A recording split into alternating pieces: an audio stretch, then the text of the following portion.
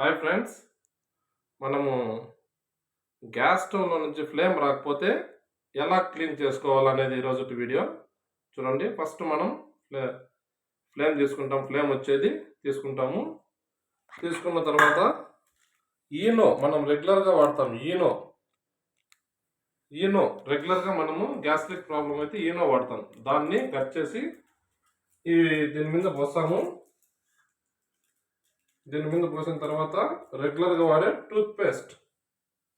టూత్పేస్ట్ని కొద్దిగా మనము యూజ్ చేసుకుంటాం. టూత్పేస్ట్ని అదేవిధంగా మనం రోజు ఇంట్లో వాడేది నిమ్మపండుని 2 ముక్కలుగా చేసుకొని ఈ నిమ్మపండుని మనము వీటిపైన ఇట్లా ఈ విధంగా పిండినామంటే చూడండి ఫ్రెండ్స్, బాగా బురుగు వచ్చింది. బాగా బురుగు వచ్చింది. ఈ విధంగా వచ్చిన తర్వాత నీట్గా 2 ఫ్లేమ్స్ మీద మనము అప్లై చేసుకొని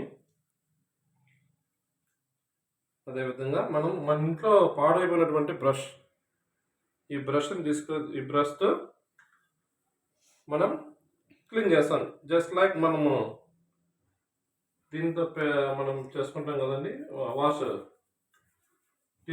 టీత్ వాష్ చేస్తామే, అలాగా సేమ్ ఇదే విధంగా మనం బ్రష్ చేసి నీట్గా దీన్ని క్లీన్ చేస్తామంటే స్టాప్ చేస్తాం.